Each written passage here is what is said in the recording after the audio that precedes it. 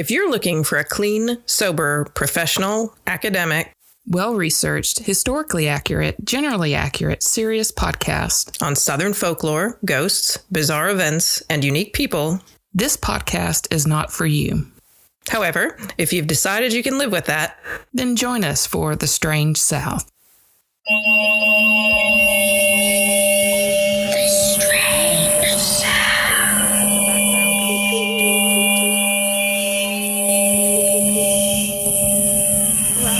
I love I can look over your head now and see this print from Birmingham Oddities sitting on your wall. That Sort of spectacular. is cool. I need to get a nice frame for it. I will continue to say, like, every time anybody uses the outline of the state of Alabama, I mean, Bart Simpson? it's not Bart Simpson. It's the Hangy Downs. Like, nobody sees the testicles. Yes. I mean, Yep. you can't unsee it. Yep. There you go. There's a whole new generation now. You see, Alabama.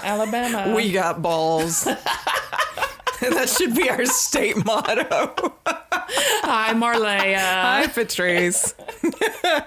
We are happily sitting and drinking the Purple Haze once again because our bartender is unavailable, which And we always, I know. I always make a pouty face when I say that. But Purple Haze, I think, is our signature. Our clutch. Yeah, it's our signature. It is our clutch. It's our clutch. I was going to try to make it fancy. Signature drink. This is our signature drink.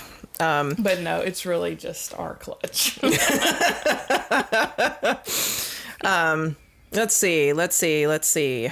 So, we had somebody reply or give us some... I love it when our listeners come in and say, hey, I'm actually from that area. Yes. And this is some extra stuff that you didn't know about. And I'm like eating it all up. It's like, I want to talk about that again. I know. So for our postmortem, even though we didn't cover this in our last episode, which was episode 14, she's referring to episode 6. Yes. Which was the Haint Blue episode that Marleah did. The Rockford Haunting. Yes, which was like the first time really I got extremely mad at Marleah for scaring the shit out of me. It is a good story. It's a good story. And it's story. super fucking creepy. It is. So if you haven't listened to episode 6, go back and hit that one because it is actually a lot of fun and it'll scare the shit out of you. Yes. Do you want me to read ahead. this? There's this. Yeah. So there was a new follower on Facebook. Hi, Shay. Hey, Shay. And this follower comments, I'm from Alex City, and I've heard about Reverend Maxwell all my life. So if you know this episode, you know who we're talking about, the voodoo preacher, and Willie if you Maxwell. Don't, go listen to it. And if you don't, go listen to it. And it continues, the people around Rockford will tell you never to speak his name. To this day, they are still afraid of him. And that's one of those things. It's like, this was not like a story that, comes from like old lore or anything. This is a fairly recent tale. Recent, absolutely. And it's like this is real fucking people, in the 21st real fucking century. shit. Yes, in the 21st century. And you could probably, it's so funny. We still like hop on Google Maps and I still have people who are like, I think I can find this house. I know. Like, I wonder if Shay knows where that house is. Shay, if you know where that house is, you let us know. Shout out. That's right. Oh my goodness. We also want to talk about our Pod X live show that's happening May 31st. We finally got a time slot. We are doing an hour podcast live show at 12:40 p.m. at the Nashville City Music Center there at the Pod X conference. So first thing Friday, right after lunch, going live. We were talking about, hold on for a second. What the hell is he doing? Reason that it's okay to follow them is because it's 30 minutes away. Yes, I know. I'm too lazy to drive down there. I was like, they had that hot cross buns post that just went up, and I was like, oh. Right. And we are talking about Artisanal Bakery, giving a shout out to Annabelle at Artisanal Bakery. Oh my God, they're so in Anniston, Alabama. So good. Yes. So sorry for that quick intermission. We refreshed our drinks. Peed. peed. What were we talking about? We're still doing our Pod X. Pod X. So yes, we will be there. We're also going to do a brunch. So if you want to have brunch with us in Nashville, we will be announcing time and place pretty soon. Yes, the whole point of this brunch is to get us all drunk before we go in. So because this is scary shit for us, we are normal people just like you. Absolutely, and we've only been doing this for 3 months, so we are like babes in the woods. Oh, look at us! How we cute, babes in the woods. I know there's a song about that. That's not how it sounds, but anyway. Yes. Okay. So also a couple of things that are really related to. We've had earworms this morning in our head that we've been singing so vain. that you've missed while we had to take our short break. So Bee Gees, How Deep Is Your Love has been stuck in my... Yes. And then Marleah has had You're So Vain, which the two kind of work together. And I love that. We should do a mashup. We should do a mashup. And we started talking about... We're going to get sued and we'll never be here again. Right. And we were talking about like earworms and Spotify and how the user interface in Spotify just sucks. But I went to my mom's this past weekend and she has Alexa. So she was able to just like say Alexa and the name of a song and it would start playing, and it was fabulous because she didn't have to type in anything. She could just like say it, and most of the times it would understand what we're trying to say. So I started doing it, and then it stopped working for me, and I couldn't figure out why it stopped working for me. And it's because I forgot her name and I was calling her Allegra, which is like an allergy medicine. Allegra, play the beat. Allegra, damn it, answer me. Oh my god. Oh my gosh. But you know, so one of our dear friends, Box Fan Chad, he and I have an ongoing conversation. Like, I'm terrified of Alexa. My parents have one in their house. Right. But I'd like, you know, they're listening all the time. All the time. Yes. And you don't even have to give them permission. And Alexa, like, there was like a documented case of Alexa, like, listening to people talking in their house and randomly mishearing things and emailing the fucking transcript of their conversation to everyone on their contacts list without permission. Oh, damn. There is also the incident that we had for Christmas where my sister-in-law decided to fuck around with my parents' Alexa because they have this system. There was a university group that was doing a study on data collection through this kind of interface. Mm-hmm. And so they were having it's basically have a conversation with Alexa. They're trying to train her how to respond like as an AI being to you. Right. And we had a short conversation with Alexa in which, you know, Rana continues to say shit like, Alexa, are you a racist? Alexa, do you hate blank people? Alexa, I mean, just for shits and giggles, right? Right. But also because we assume that they're, you know, they're listening out there, right? Right. And I want to get this right. At one point, she just got really frustrated because it wasn't a good interface. Right. Like, it wasn't even just like that Alexa's listening and it's terrifying. It's that it wasn't a good interface, and it kept on trying to have stupid conversations with us about movies we hadn't seen, and we were like, fuck you, Alexa. Mm-hmm. And then she finally stopped and she was like, Alexa, do you want to kill me? And what did she say? She said yes. Oh my God. And so, like, just FYI, you know, this is... Oh my God. I sound like a conspiracy theorist. I don't have a tinfoil hat, like, but man, like, I trust the aliens before I trust, like, the corporations in our country. Oh my God. So, you know, I mean, we are valuable because of our information. So just, you know, as we continue along the Alexa, you know, route of technology, just remember, you're giving away everything valuable about you and they're taking it for their own use. For their own use and to use against you. Mm-hmm. No conspiracy there. But nope. Yes. Totally. Just money. Just money. I was going to say, like, the government's not capable of, like, real conspiracies in my head. But, you know, money can do it. Absolutely. Welcome to America. Welcome to America. And the strange South. And the strange South. Crickets, cicadas. I think that's about it. Was that our... Yeah. Okay. I mean, I do have I was going to talk about the sex tape, but Do it. I'm going to save that till next time, so you have to listen to our Wow, that was well done. next podcast. Because who's not gonna Yes! All right. So it's my turn first. Yes. This is officially titled Fly by the Seat of Your Pants Week because this morning. we're both... It's the struggle bus this week, you guys. It's total struggle bus.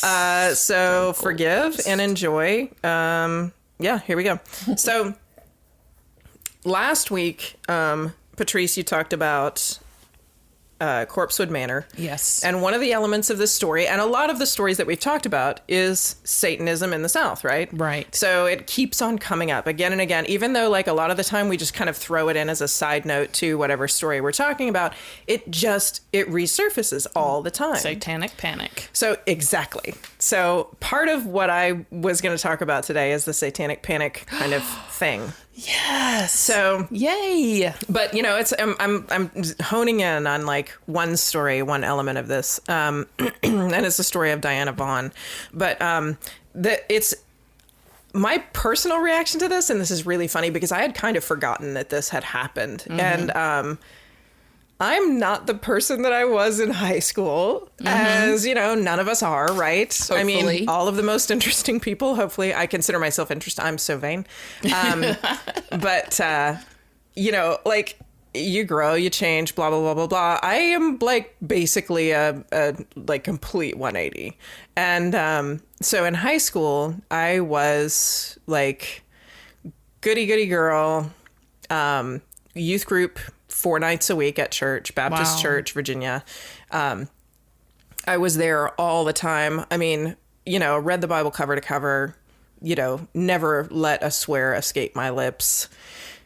Was completely horrified, like in the 3rd grade when I like raised my middle finger behind a cereal box at the kitchen table because I thought I was going to be fucking struck dead. I mean, like that's the kind of kid I was.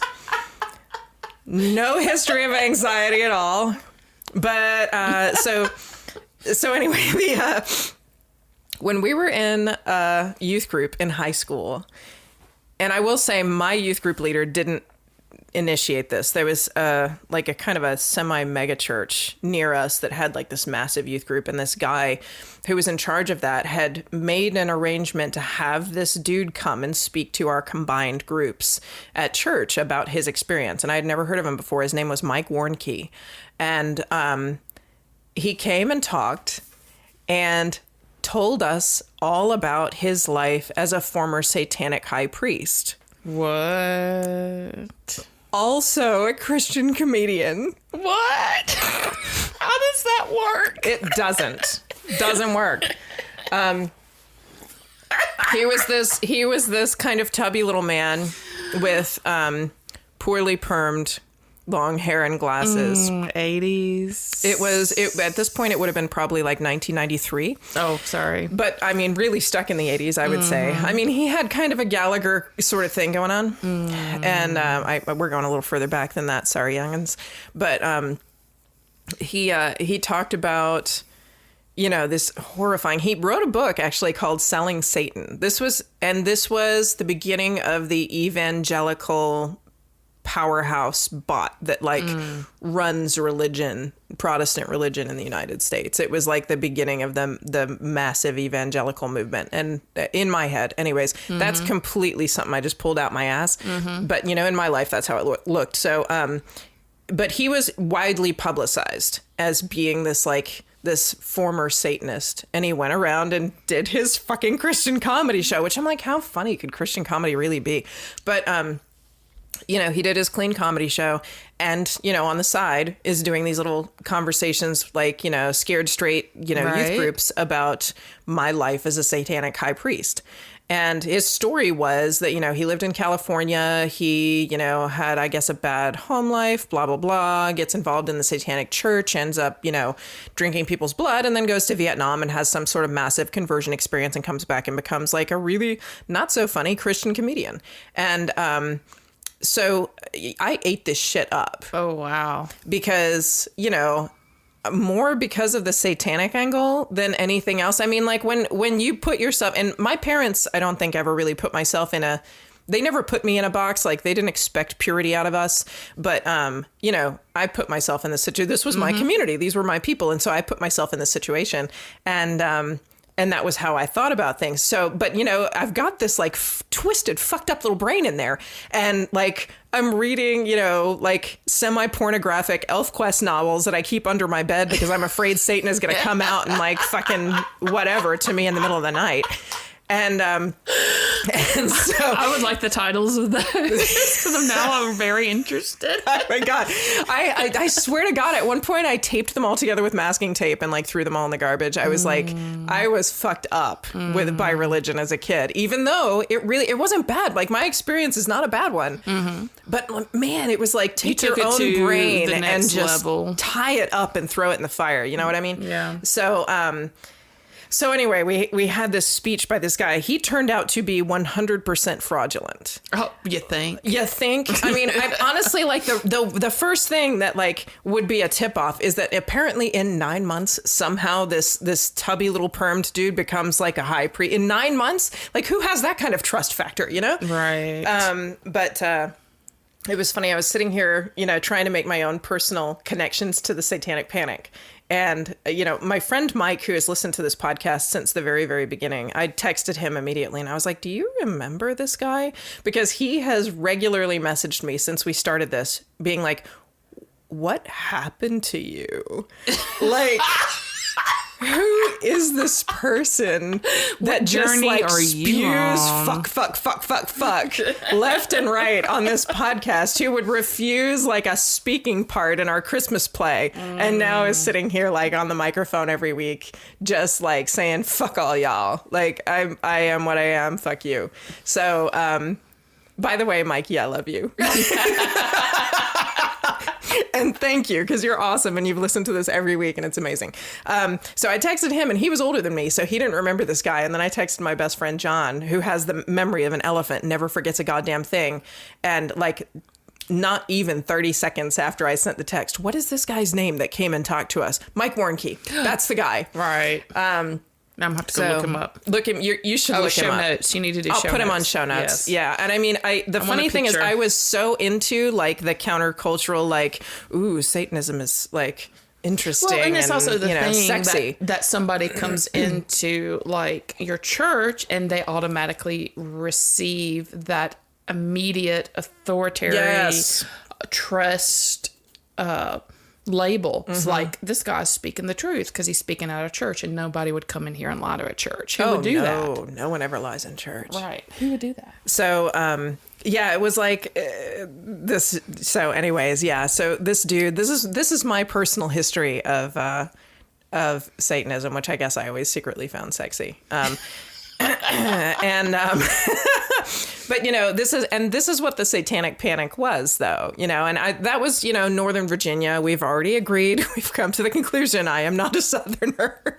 Northern Virginia doesn't count. But this was I think it was huge pretty thing. Much, yeah, countrywide. It was countrywide. And it does sound like, I think partially because like Protestantism is in a lot of places, especially in the rural South, is your community. You know, absolutely. I mean, the church is where you see people and it is your community. It is your social life. It is your social life. And so there are a lot of things that just kind of spread through that social circle and everyone seems to grasp onto them and run. You know what I mean? And I think so something that was a nationwide sort of satanic panic that showed up on the 6 o'clock news, like everywhere from Wisconsin to Florida, I think it might have maybe had a little bit more impact here. Because it had, you know, there was a little bit more basis of interest, you know? I agree. And so because of your story last week, I started researching the history of Satanism in the South. And it's one of those things, like at that point too, like the reason it was called a panic is because like kids who dressed emo were Satanists, you know, druggies were Satanists, feminists were Satanists. Freaking Johnson & Johnson was Satanist. Oh my God, yes. Like, what is it, Procter & Gamble? Massive, Procter & Gamble, massive conspiracies. Yeah, massive. Which, you know, I'm not going to write that off. You know? Yeah, like I said, capitalist conspiracy is good. Yeah, okay, yeah. You know. Here we go. Yeah. Blueberries. Yes. Back to the story I'm trying to tell, which I pray I can tell with any amount of lucidity. Diana Vaughn. So this is a story that is from like the late 1800s. Okay. supposedly, Diana Vaughan was born in like 1864. When she was around 35 years old, she's working as a professional typist and a representative to Europe of an American typewriter company, 1800s typewriters. Okay. Interesting. Go girl. Interesting. Right. Seriously. I mean, like, she's getting out there. This woman was, by one account, quote, rather on the free-thinking side, intelligent, whimsical, and pretty. So she hit national news in December of 1896, December 22, Louisville, Jesus Christ, Louisville, Kentucky, Louisville Courier-Journal reports that Diana Vaughan has been communing with the devil. Oh, how would they know? And they know this because there was a book published that was called The Devil in the 19th Century. And it was published in Europe. It was published in France. And it kind of caught on like wildfire when it hit the presses. And it was the story of her going, she moved. Okay, so her backstory was that she had been descended from like an alchemist. Like, and this is in Kentucky. A powerful alchemist. He had pledged himself to the devil by beheading an archbishop, though. So this is the backup. This is the background story. We have archbishops in Kentucky. I don't know. It's a little weird, right? Yeah. So, like, dubious to begin with. Yes. But she was raised, whoever it was that her dad was, she was raised in a Luciferian household. Okay. And she relocated from Kentucky, from Louisville, to Charleston, South Carolina. And Charleston, South Carolina was the rumored headquarters of a secret Masonic sect called the Palladians and their satanic temple. Masonic? Like Freemasons. Yeah, I understand the Masons, that. Yes. But they're not satanic. Interesting that you should say that. We're going to get to that. Okay. So there was a sect of the Masons that was called the Palladians. Okay. And they had a satanic temple in Charleston, South Carolina. This is what this book says. Okay. And in the center of like this massive maze, apparently in Charleston, South Carolina, like this underground temple of the Masons, there was a chapel for the Palladians called the Sanctum Regnum. And there was a statue of a demon, like Baphomet, the statue. Mm-hmm. And there was a throne. And apparently this woman is reporting that she's had numerous meetings with the devil in this Sanctum Regnum, which I don't know if I'm saying right because I never studied Latin as a kid. Jessica, yes. You can tell me. No, I mean, I'm convinced. So sounds good. If I got nothing else, I can convince other people that my bullshit is real. So, this is interesting because like all I want to do is read quotes because like it's late 1800s talking about semi-pornographic materials and that's just fucking hilarious. Yes, do it. But I mean, it's like there was one article that said Diana was said to have prepared herself for this dark master by a sort of fasting. Which we are come to believe has to do with not touching her private parts or having anyone else touch her private parts. In spite of being described rather tastefully as a young woman whom a careful education rendered difficult, Diana was satisfied beyond her expectations. What the fuck? What the fuck? That sounds pornographic. Oh yeah, absolutely. Man, I'm raising the bar on this podcast. We're going to get a whole new bunch of people coming in for the shit that I'm throwing out. We're going to have to figure out hashtags for this. Actually, it's not that interesting. I mean, it's still 1800 semi-porn, I mean, it's like we're not talking Eyes Wide Shut here. Oh my God, I'm so fucking old. I just threw out Eyes Wide Shut. So, this was all published in this book called The Devil in the 19th Century. Her account of meeting Lucifer. It was published earlier in like 1896. It hit the Louisville Courier-Journal in December. But it had been published earlier in that year, in 1986 or 1896 in France. Because it was reported that Diana had been a servant to this sect of the Masons, the Palladians, for several years. Well, how the fuck do the French... I'm sorry, I'm confused. And she escaped. Okay. And went across the sea to live in a cloister of nuns in France. Okay. And then released her story and told it to the press. So this is the story that we're going on. Okay. And not everybody was like, completely willing. Honestly, the first... I'll post a couple of pages. I actually subscribe to a newspaper site just to get my hands on the actual news reports from the Louisville Courier-Journal from 1896. Don't blame and you. I've got them as JPEGs, so I can share them with all of you. And you can read what the paper actually said. The first article that they wrote about it in 1896 on December 22nd was very tongue-in-cheek. Right. And they were like, oh, fuck yeah. Like this lady is actually like having sex with Satan in some Freemason, place in South Carolina.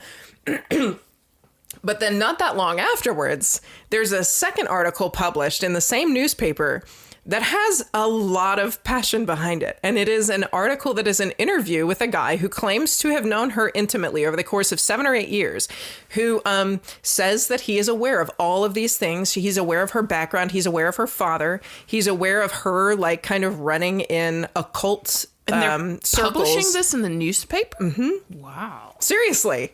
And so, but there's a really, really long article that's all quotes by this purported friend of the family of the Vaughns about their participation in the occult. Okay. So, it started to kind of take hold, and there were a lot of people that were talking about it. It was oddly kind of international news. It was I'm going to say it was kind of a flash in the pan, but it was international news. And so she did make headlines around the world. And there was a lot of people are convinced there's a Masonic cult in Charleston. I'm sorry, I really have to just keep on going back to these quotes. So one of the things that is written, I believe this is a direct quote from the book that was published. It was the demon Asmodeus in a throne, holding a saber in his right hand and the tail of the Lion of St. Mark in the left, a trophy of a victorious battle over the legions of Jehovah. The description went on to say that the workshops of the fortress of Gibraltar were directly connected with the fire of hell. One Saturday in Paris, a day consecrated to the devil Moloch, a certain Sandeman, operating with a table, evoked the devil, and immediately the table hit the ceiling and then fell to the floor, whereupon Moloch, which they changed the name in the course of this quote, in the form of a winged crocodile, sat at the piano and played a melody while ogling the bewildered mistress of the house. What the fuck? And this is why we have to go on quotes directly from this source. Stop. Just stop. Because we need to dissect We quote. cannot dissect that quote. It doesn't make any fucking sense. It does not. It's really interesting that we have kind of we've talked several times about this Victorian era. There you go. Thank you. Thank you. With the occult, the just fascination and the taking Seances and seriousness of the occult during this time. It's almost like listening to Coast to Coast. It is, though. It really is. It really is. Where Coast to coast, come by it honestly. Really. It's just listening to the mentally disturbed. It's. Yep. I'm fascinated. Yep. Continue. I know. So. Tell me more. So. Winged crocodile. So playing piano. And that was part of the thing. And then was LSD invented in this time, or I swear. Well, lots of people were on opium at different points, but there is an explanation for all of this that we're going to get to. Go ahead. So that second article that I talked about where the guy was corroborating all of the story of Diana Vaughn, that came out in the Courier-Journal only 3 weeks after that initial article hit the United States. Because part of the reason, anyway, that this was in the Louisville Courier-Journal is because it was purported that Diana Vaughn was from Louisville. That was her. Right. That was her people. That was her backstory. So this guy who had, been talking to the newspaper had said that there were 500,000 Palladians. This was the sect that she was involved in the United States. A much longer article in the newspaper than that first one that talked about what her book had said. And by this time, Catholic periodicals in Europe have already thrown their complete support behind Diana's story. That she has converted away from Luciferianism and Palladianism. She has moved to France and joined a cloister. And she's a nun now. She's a nun now. And so the Catholic Church is look at the Freemasons. look at how wicked the Freemasons are. This story is supporting everything we've ever told you. I kind of see how this is going. Yes. And then 3 days after that corroborating article came out, there's a teensy-weensy little, not even a paragraph, like maybe 2 sentences in the Courier Journal under the People of Note section that says, Diana Vaughn has been, quote, ruled out of existence and, quote, proven pretty conclusively to be the creation of the notorious journalist Leo Taxel. What? Somebody made her up? Section 2 of my story is the actual real thing that goes behind all of this shit. I wanted to insert here the part where I laboriously studied and understood the entire history of the feud between the Catholic Church and the Freemasons, but I can't do that because I didn't put that kind of effort into this shit. I was like, as soon as you brought the Catholics in and their converting of this person from the Freemasons, I was like, oh shit. Yeah, the amount, oh my God, mountains of information, about the Masons, about the Catholic Church, about the relationship between the two over the course of eons. So suffice it to say, the Freemasons have been around since the 17th century. If you've never heard of the Masons, if you lived in the South and never heard of the Masons, seriously, where have you been? Yeah, no shame, no judgment, no shame. I was totally judging there, but yeah, I take that back. But the Catholic Church has kind of hated the Freemasons forever, and the Masons, it's like a secret. I think part of the reason why people always grab onto it, if you've ever read Dan Brown books or anything, you don't have to be a Southerner. Right. The Masons are always in on the biggest religious conspiracy stories. Correct. And it's partly because what they seem to actually be is just a fucking fraternity. Yes. Yes. A fraternity. It's a fraternity of rich dudes. Yes. That go in and watch probably pornographic movies and can do things without their wives that having to explain to them, and they just and they're very good at keeping it secret, and that's what makes it such a mystery to the rest of the world. Yes. So, they talk about having a secret moral code. They talk about communicating through secret, symbols and messaging systems, whatever, symbology. And, at one point, the Catholic Church actually, considered them an association which plots against the church. And Masons were not allowed to take Holy Communion. Oh, wow. I didn't know that. Yeah. As recently as 1983. Oh, wow. Pope Benedict made a statement in 1983 that said that Masons could not take communion. So there's that. They're considered quote unquote anti-clerical. What's that? Which I could totally see that, because I think some of the, just from what I know, because I have ancestors that were Masons. Mm-hmm. And very much forward thinkers. And I can see where they're not associating with the church, and especially the Catholic Church. Anti-clerical. And it's not unlike the whole Satanic Panic thing, right? It's people that don't kind of fit into our mold. Right. We're going to vilify these people, absolutely. right? So as a group. Yes. So this is a situation with the Catholic Church and the Freemasons in the late 1800s. So Leo Taxel, this is the person who they said has created Diana Vaughn. He's a French journalist. This is his pen name. I'm not even going to try and tell you what his real name is. I never took French in high school. I have no interest in slaughtering anything more than I normally do. So we're going to go by Taxel. Sounds good. Which may not even be the correct pronunciation of his last name in French. This dude in France. Yes. So anyway, I would love to say this is a man after my own heart. So many of the references I found to this guy identified him as, quote, the famous pornographer, Leo Taxel. What? He had already written a book that was called The Secret Loves of Pope Pius IX. What? He just basically went out there just to fuck with people. It was his life's work. Oh my God. All he did was hoax. All he did was prank. He was the ultimate con man. He was the ultimate con man, and he loved doing what he did. Oh, I guess so, because everybody bought it. Everybody bought it. Hook, line, and sinker, they fucking bought it. So he has written already this pornographic novel about the Pope. Oh my God. Did you get your hands on that? No, I tried, but I do have a cover art that we can share. So apparently this book was fucking hilarious and got him charged with libel by the Catholic Church. You think? Oh my God. He was himself a former Freemason. He had actually got kicked out of the Masons partly for releasing this book because he was such a rabble rouser and he was such like Causing just a little problems. fucker. I mean, he just caused problems for everybody. And they, as much as we're saying like, they don't do any of the shit that we're saying, you know, that this book says they do. Like, they do still kind of covet their own secrecy. And so he did get censured by the Freemasons, and he got kicked out of his own Mason, like, lodge. He was an extremist. He was an extremist. Antics. I like the word antics for this guy. Yes. This guy. But,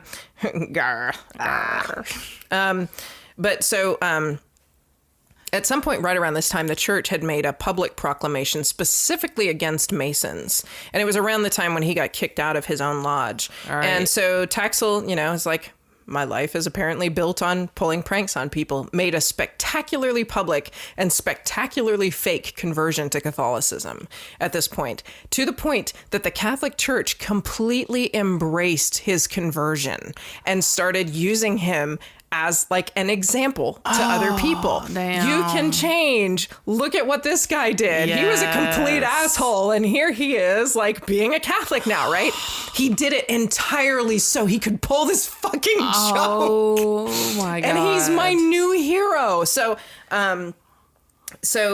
the whole point of all of this long running prank that he's pulling is so that he can expose both like the ridiculousness of the Catholic Church's bias against Masons and kind of the ridiculousness of the Masons and their secrecy. So he's like hitting on both sides here. Yeah. He's like, fuck you. Fuck you. Absolutely. And he's like, there are letters that he's written to his friends who understand his sense of humor, who are willing to go this extra mile with him, where he's like, okay, I need a woman. I need someone actually physically like flesh and blood who can stand in for this person. And Diana Vaughan is actually a European representative of an American typewriter company who is intelligent and witty.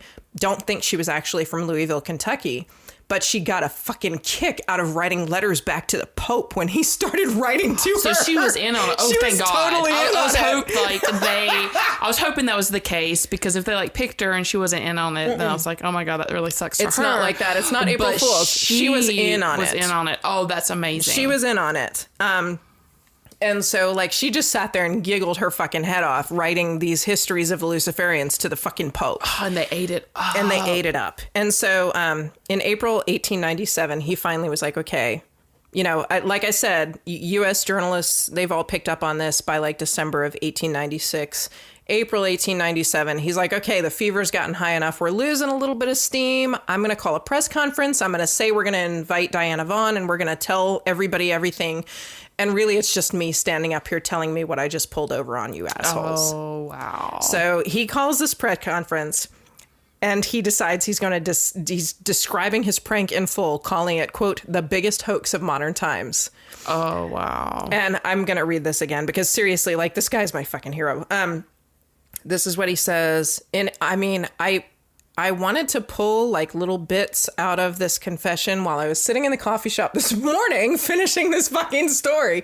But it's ages long. I mean, it's so long, this confession. He just talked and talked and talked and talked. But this is my favorite part because it's also a little bit like prescient about like our times that we're living in today. Fucking fake news. Yes. This is what Taxel says. The public made me what I am, the arch liar of the period, he confessed. For when I first commenced to write against the Masons, my object was amusement, pure and simple. The crimes I laid at their door were so grotesque, so impossible, so widely exaggerated, I thought everybody would see the joke and give me credit for originating a new line of humor. But my readers wouldn't have it so. They accepted my fables as gospel truth. And the more I lied for the purpose of showing that I lied, the more convinced they became that I was the paragon of veracity. So, like, people would come up and say, like, no, like, he would quote people in his stories. And people would come up and say, like, I never said that. Immediately, this media machine turns around and starts saying, like, this guy is part of the cover-up. Like... Yeah, Taxel's really telling the truth. It's this guy who's trying to hide it from us because it's fucking confirmation bias. Like, they always thought the Freemasons were shit. And so they're like, he's telling us all the truth, right? Right. This is all Tells all truth. the They dirty really drink secrets that the we've been blood of thinking about babies. all the same Exactly. time, And yeah. we're not even going to get into the anti-Semitism part of this because that's way, way, way, way, way too much. Shit. But and then he said, it dawned on me there was lots of money in being a Munchausen for the right kind. And for 12 years, I gave it to them hot and strong, but never too hot. Which I might just make like the signature line of my email. When indicting such slush as the story of the devil snake who wrote prophecies on Diana's back with the end of his tail, I sometimes said to myself, hold on, you're going too far. But I didn't. My readers even took kindly to the yarn of the devil who, in order to marry a mason, transformed himself into a crocodile, and despite the masquerade, played the piano wonderfully well. Oh my God. Ah, the jolly evenings, he said, I spent with my fellow authors hatching out new plots, unheard of perversions of truth and logic, each trying to outdo the other in organized mystification. I thought I would kill myself laughing at some of the things proposed, but everything went. There is no limit to human stupidity. Oh my God. This fucker got up at a podium and said this to a bunch of fucking Catholic journalists. And I read a paper, an academic paper that said that if they hadn't had a policy where you had to check your cane at the door, this man would probably never have walked out alive. Oh, shit. So that I seriously have found like a new hero of the age. Unfortunately, Taxil died in relative obscurity in 1907. It really wasn't that far after this prank. He had already pulled tons of these things, and part of his like very honestly vain confession about this hoax that he had pulled was like a listing of all the other things that he had pulled over on people over the years. And he was just like the editor of like a cooking journal when he died in 1907. I was obviously bored. And so even though, and this is the part that I think like really kind of reflects on modern society because fucking Facebook and fake news, even though he himself stood up and said, I made all this shit. I made this up, fuckers. Believe it. Everybody, I mean, you're going to still hear some of the stories that he wrote about Masonry, like in popular urban legends now. Because once people decide they're going to believe it, repeat it enough times and it becomes true, right? Absolutely. Welcome, Yes. Donald Trump. Yes. You know, you say that it's true enough times, people are just going to believe you. Yep. So, yeah, I may be alienating people here, but I don't give a fuck. The fake news cycle is not new, and it's just much more pervasive because we do everything more quickly. But This is the beginning of it. Southern, like, fucking Satanic Panic. That's my story. That's the end. Wow. Damn, Marleah. That is awesome. I don't know how the fuck I'm going to follow that up. I just got champagne in my eye. I'm not really sure how I did that. We're going to take a quick break and be back shortly. We are back. Yes, we are. Oh my God. This is so dangerous. Let me go in a second. This Purple Haze, though. Oh my God. So dangerous. So that was a really kick-ass story. It may not be true. I don't know. You'll have to do your own research. This is like, you know, it is not a factual. It's kind of like very seat of our pants, interesting to us. Maybe we'll research it. And that's usually what happens is like we tell a story and usually we're on the front end of discovering the story instead of the back end like we probably should be if this was like a really legit podcast. Shit, we've got a disclaimer. We are what we are. We are. But this is all new information, and now I'm totally interested in this. And if like if anybody has any information on this or knows any more about this, that would be fabulous. Because now I'm totally curious about this whole aspect of this whole new world you just opened up to me. And it makes what I was totally excited to share seem like shit. It's going to be amazing. But it'll be fine. It's going to be amazing. It's going to be fine. Interestingly enough, it's in Kentucky. Yes. So themes. today is Kentucky Day. And I think for me, I was just looking at states. It's like, what state have we not hit? I was like, Kentucky. And I have ancestors, like half my ancestors were from Kentucky. Oh, okay. And an interesting story, because I can't remember if I said this before. It's like, I am the great-great-granddaughter, great-great-great couple of greats, granddaughters of a Kentucky moonshiner. Yes. And so moonshining is in my family. I feel like that was in episode 1 even. No, Yes. two. One Episode or two. 2. When you talked the three-legged lady road. Yes, that's episode 1. When I was talking about the moonshine, because my people lived on three-legged lady road. And those were the Kentucky people who were... There's a story that says that one of my ancestors was asked to leave Kentucky and never to come back. Asked, quote unquote. Asked by who, at rifle point. Right, exactly. And so we know that that's in there. So I know I have, ancestors from Kentucky. I do know from just stories heard from, my grandparents and everything that we have relatives that were in the Masons. So it may be the Kentucky people again. Ooh. You may have a personal connection to that story. So I may have a personal connection to the story. Absolutely. Sorry, y'all. I'm trying to eat something because I drank way too fast. Yeah, she's legit like two drinks down on me, I think. I'm trying very seriously to get my shit together here so I can tell the story. Because I really... Oops, I just hit that. I really want to convey the story the best way I can, even though I just found it last night and worked on it this morning. So again, it's going to be one of those things where it's just the subject matter is initially very interesting. Do your own research because I'm sure I'm missing a lot of stuff. Get on it, people. Yeah, get on it and tell us what we fucked up on. All right.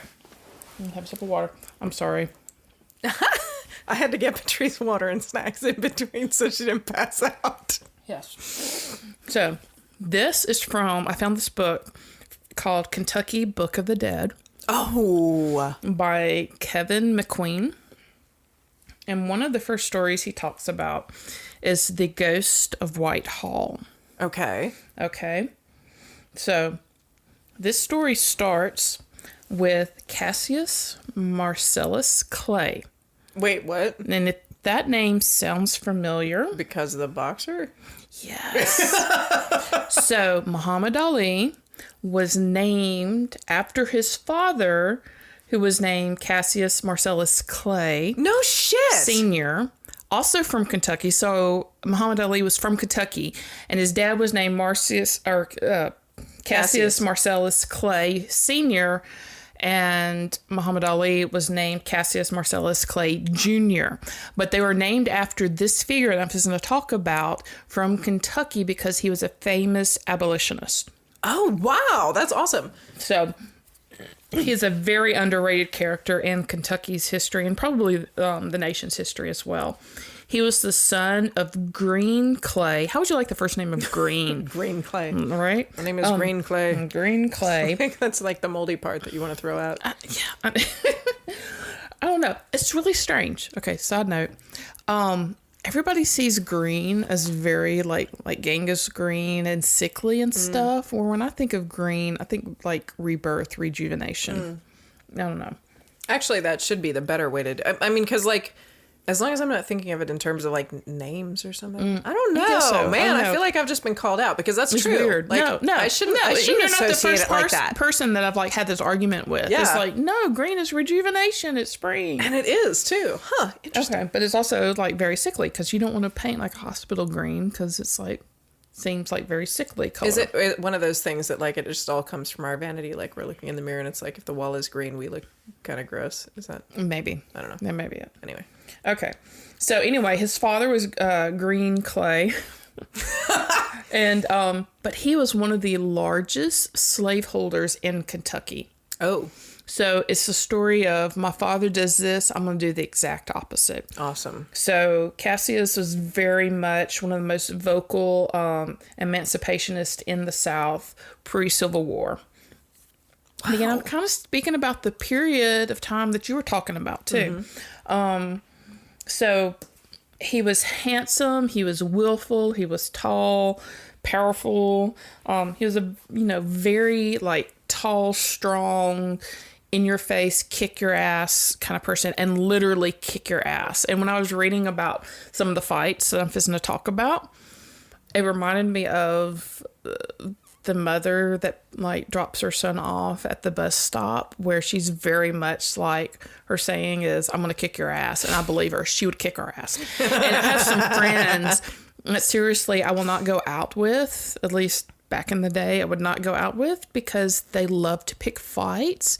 And it's like their percentage are just basically, if we went out drinking at any point in time, I could pretty much guarantee I was going to end up in jail simply from being a bystander, because she was going to kick somebody's ass. I'm so sorry that bartender Courtney is not here today, because she is 100% one of them ass kickers.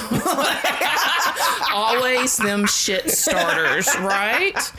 So this is kind of like the person that I imagined he was, and that we have, like, I love those people. Like, they are dear friends. They're usually like very small women, and I can't figure that out. It's like, but they will totally destroy you. And he was like one of those people. So let's talk about some of the fights that he got in. Awesome. And it makes sense, because his dad was, rich slave owner. He was totally against that. He was very vocal against that.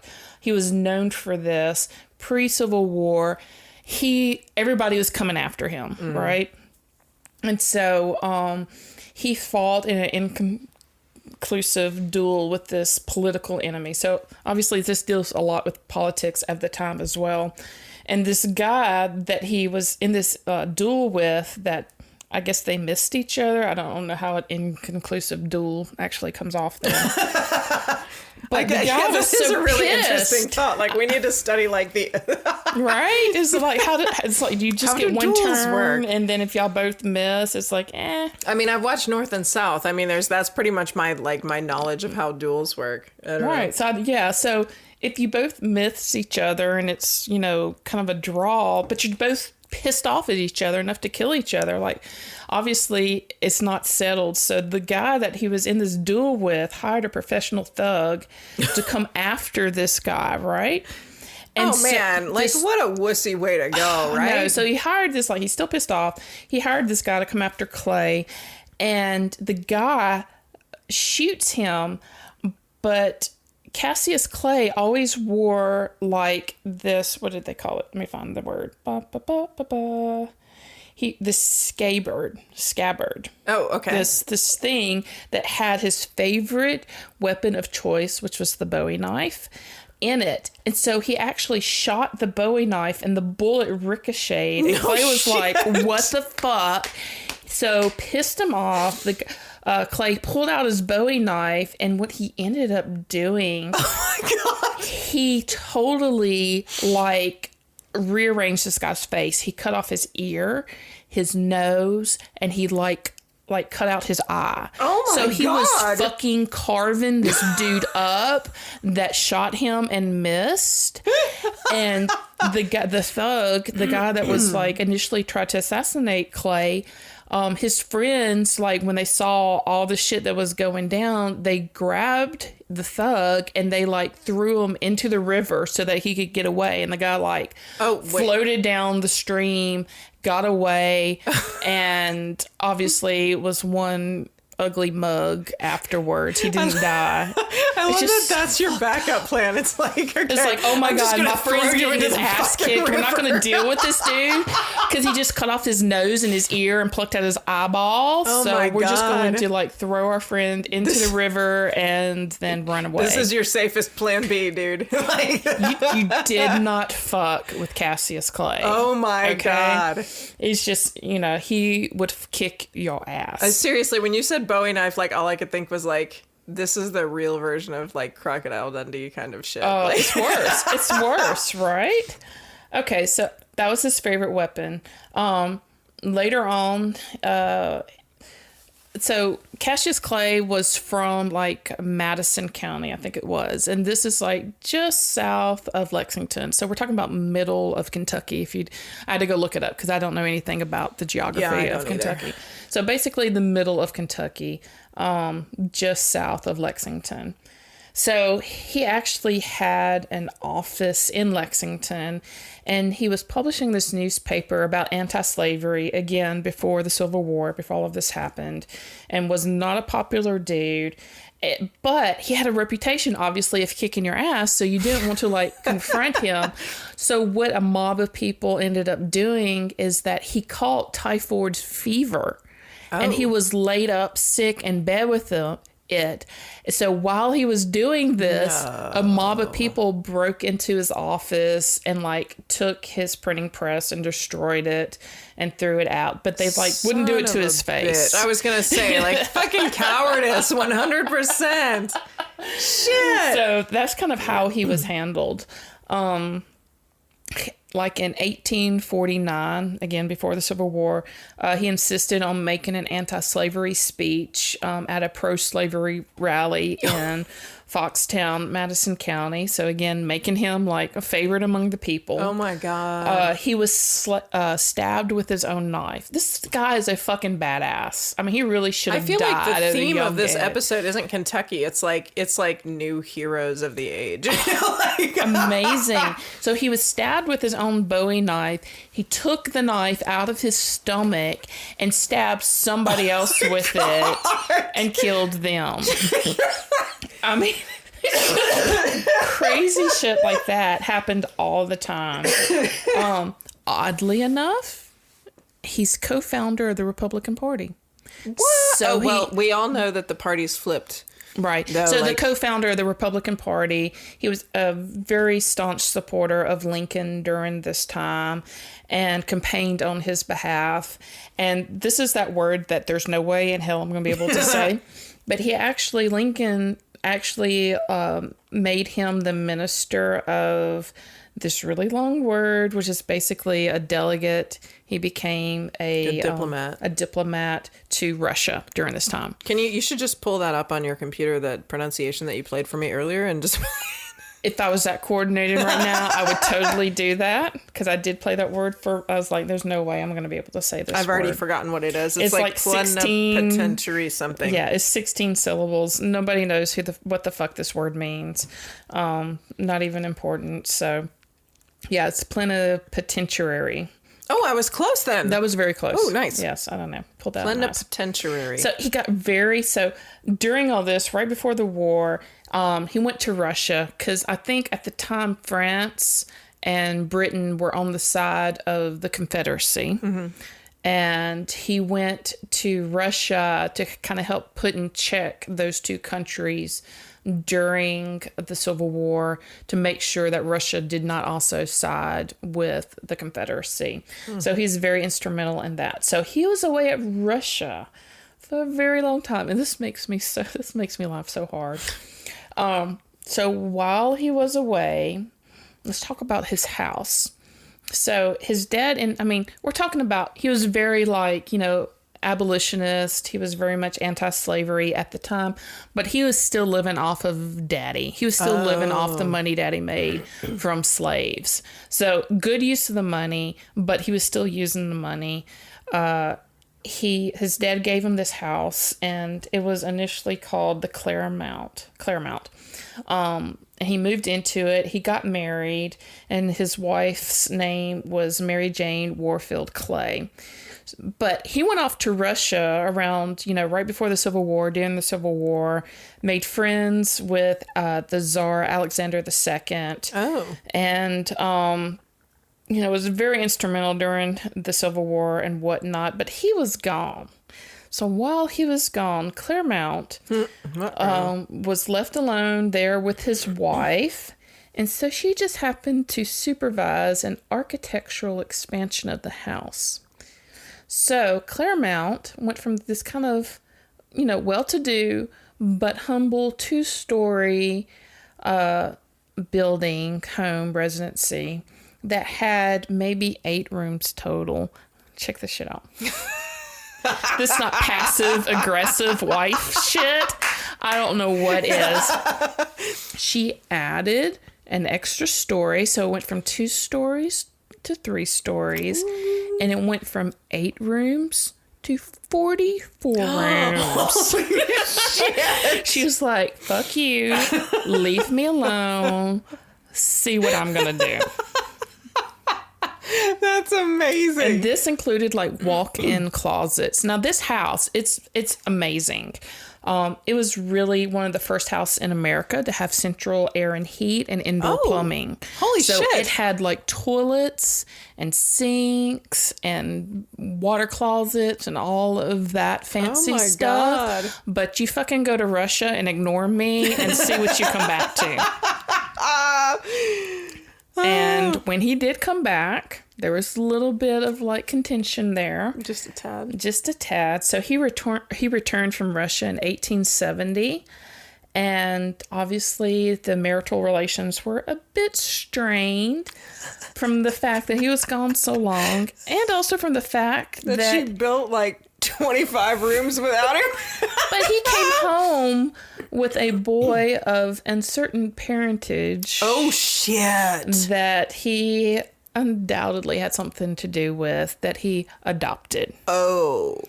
So, how many more rooms were built after that? Yeah, well, not many, because they basically got divorced in 1871. So after the Civil War and everything, he came back from Russia, had probably his illegitimate child with him, and she's like, peace out, motherfucker. Although she should have kicked him out of the house, but since... You know, it was his family's house. He stayed in the house. She left, and they got divorced. Wow. Wow. Yeah. So after the Civil War, kind of this was his pet cause. It meant the end of slavery. And really before then, like, he had servants, like, at the house before the Civil War. But as soon as his dad like, he inherited it from his dad. And as soon as his dad gave it to him, he immediately freed them. Mm-hmm. But most of them stayed on because he paid them. Yeah. Because, you know, once you're a free slave, even post Civil War, but especially, and I'm sorry, what is it we're supposed to, the enslaved persons. Yeah. So as soon as these enslaved persons were freed, he employed them because they had no job opportunities, especially during that time. Where are they going to go? Where are they going to go? Right. So he did employ them. He did pay them, and they remained part of his household. And then his wife left. He basically lost his cause and he became like persona non grata in politics. It's like he had no purpose now. It's like everything that he was striving for and pushing for happened for the most part after the Civil War. Slaves were freed. He had really nowhere to go. He had nothing to fight for. Oh, no. And so his house, you know, he became very eccentric. He had this huge fucking house. I was going to say, like, how are you going to take care of 44 fucking rooms? And he really didn't. He, you know, only stayed in a couple of rooms. You know, it was just him and his servants, and he grew old, and his servants kind of became afraid of him because, again, he's this old timer, kick your ass, obviously short-tempered. You know, there's a dude. Bowie knife in there somewhere. You know, there's a Bowie knife. There's nothing that he is fighting for. So he's pretty much like a trigger, like, you know, kind of thing. When he was 84 years old, so all of this time has passed. He's lived by himself, doesn't really have a cause anymore. But when he turned 84, he married a 15-year-old. Yes. Inappropriate. And, of course, it became national news, even during that time. Because, that was such a huge leap, right? Yeah. But it was the sister of It was the sister of an old tenant farmer that he married, and she was 15. Mm-hmm. And so everybody in the community was convinced, as I would be too, that she was basically held against her will and made to marry this old great-grandpa. Because this is basically what he would have been to her. Great-grandpa. Great. Shit. Yes. And so, like, this mob of people came to, quote-unquote, rescue her. Okay. But Clay, being the badass, I'm going to kick your ass at 84 that he was, threatened to fire a cannonball full of shrapnel at him. Because apparently he kept cannons at his home for whatever reason. Oh my God. Yes. So they left, went away. And about 4 years later, him and his wife, Dora was her name, Dora Richardson, divorced, but it was very amicable. Okay. So it wasn't like... So maybe she wasn't being held against her will. She wasn't being held against her will. Yes. Maybe she didn't really know any better, and he was this rich, older dude. Well, I was going to say, she could have known better, and he could have been, like, a rich, older dude. But yeah, no, it's really kind of gross, right? But they parted amicably in 1898, kind of turn of the century. And he was basically, in his late 80s. He was lonely. He started getting, like, dementia and stuff. Of course, some people didn't really hear about his personality or behavior because he had burglars that, came into the house and tried to steal stuff from him, and he killed 2 of them. Of course he did. And in self-defense, and chased the 3rd one away. So again, even 84 years old, you don't fuck with him. And there's also a story that was told of when he was, like, almost, like, close to dying, that there was a housefly, and that he took out his rifle and blew the housefly to atoms because it was pissing him off. So, moral of the story, whatever age, you don't piss this guy off because he will take you out. So he ended up dying, and the property, it was already like he wasn't able to take care of it when he got older. I don't know if like just funds ran out or he's just too old to give a shit anymore, but the house like deteriorated. His descendants, they had like several generations of tenant farming families come and live on the property. I think there was about 14 acres or so on this house in Whitehall, and that's what it ended up being called, as Whitehall, after he like moved into it. That seems unfortunate. Like that. It is an unfortunate, yeah. I think it is. So 1965, Whitehall was abandoned, and it basically became prey for vandals.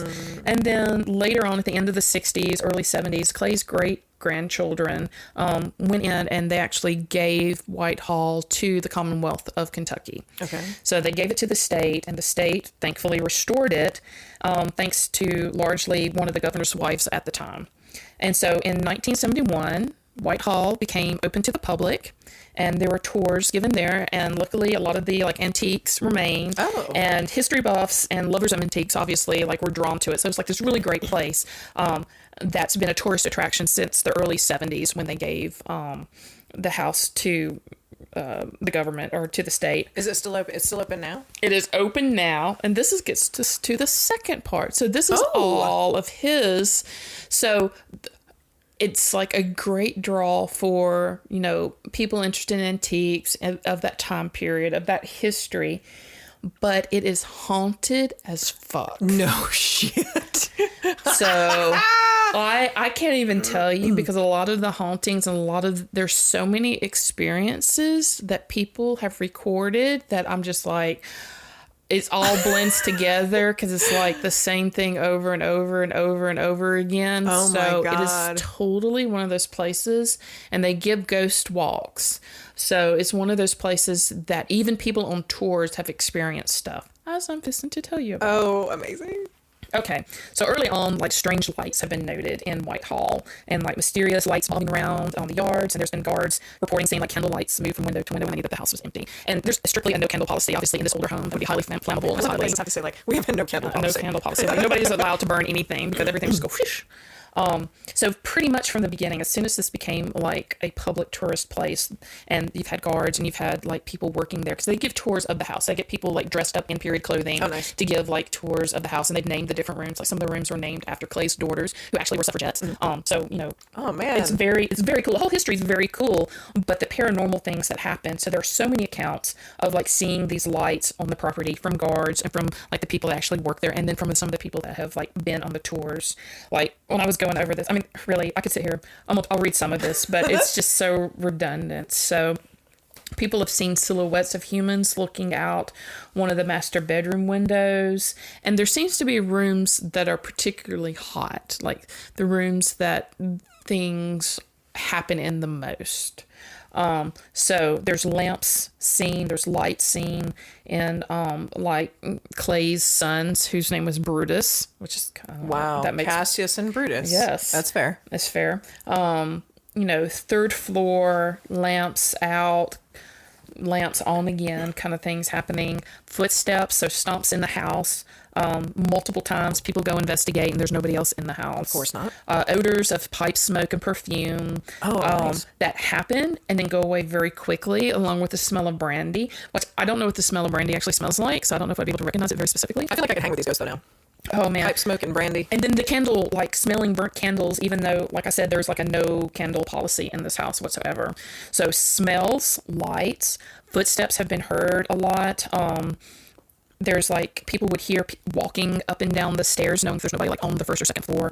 Somebody walking, they would hear somebody walking the back steps leading to the basement, and the basement seems to be very cavernous. It's like huge basement that a lot of the stuff happens in. There's also been reports of hearing violin or piano music in the empty ballrooms, and also sometimes hearing a party going on.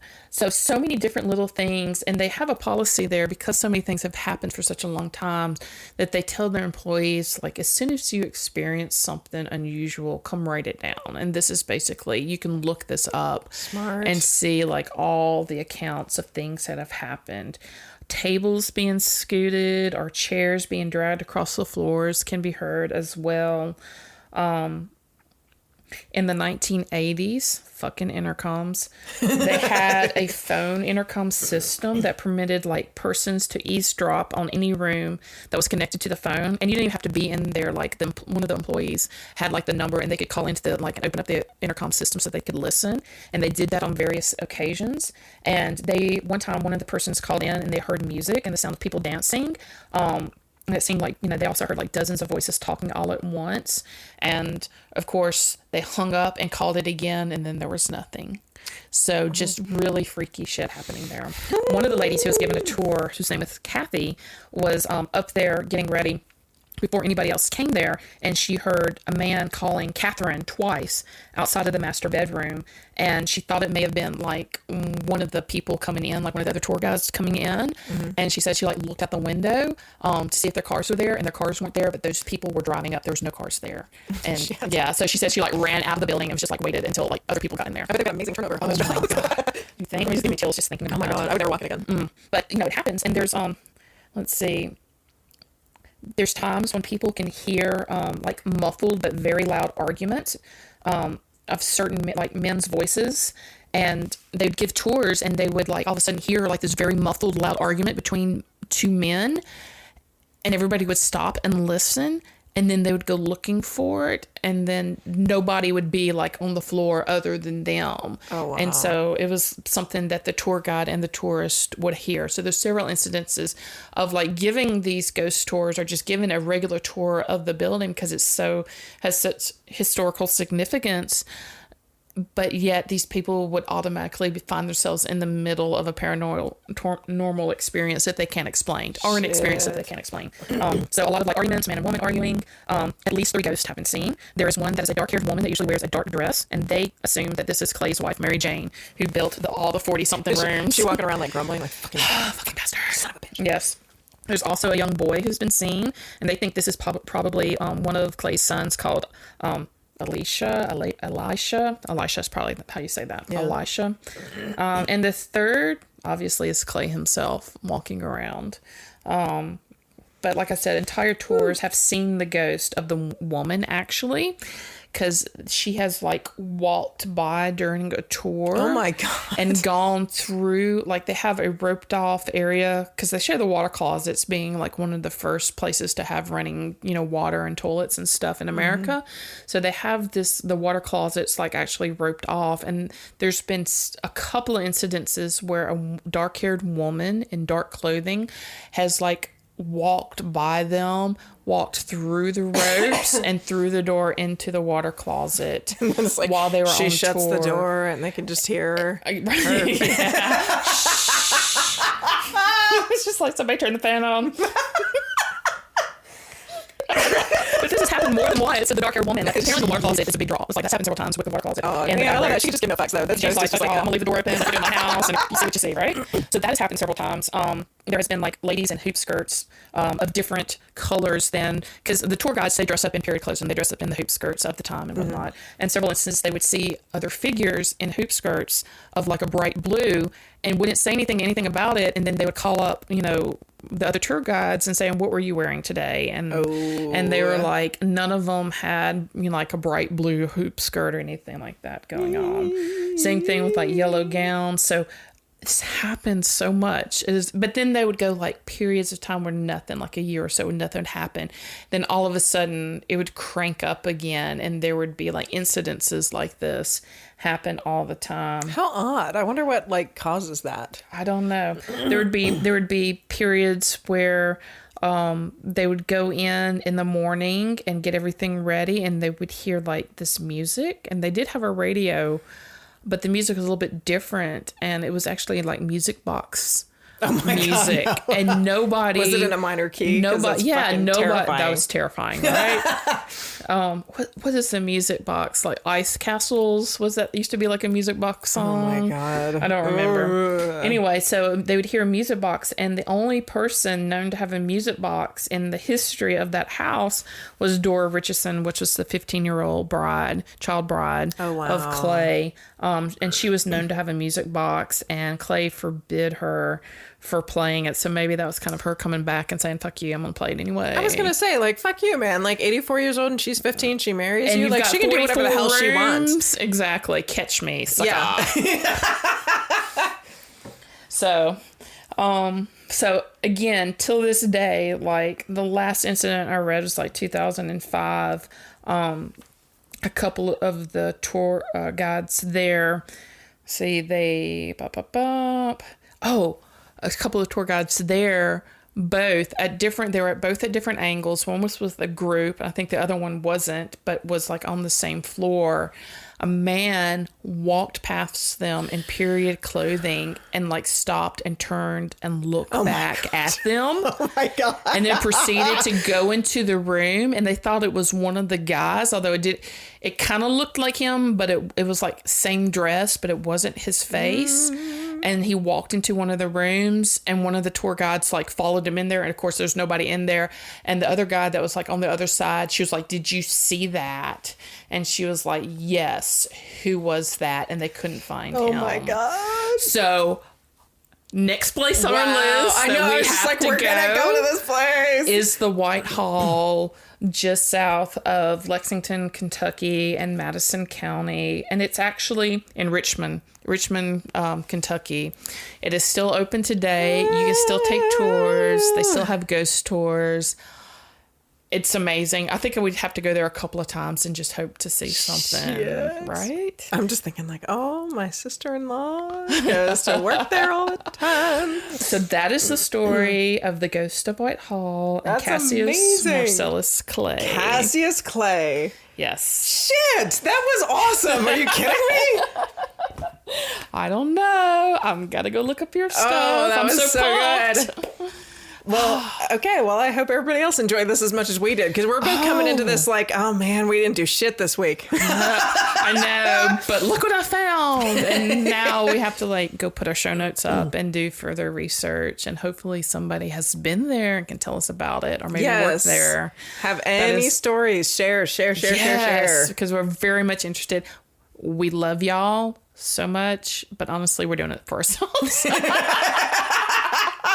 You're so vain. So vain. All right. Well, good episode. Follow us. We already have a little tag. Follow us. Follow us on the things. Follow us on things. And I'm thinking about doing a newsletter, sending out like our drink recipes and maybe some more information about what we're doing. We're touring around with some stuff. We are in the process of touring around with like some different things, some different opportunities, and I love that we're being as vague as possible, and we'll announce this at a future date. But thank y'all so much for listening and putting up with us. Yes, we love you. Keep doing it. Bye.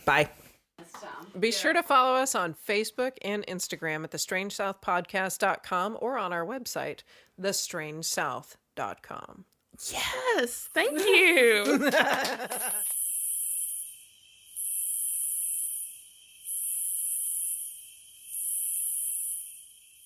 You see, Alabama, we got balls.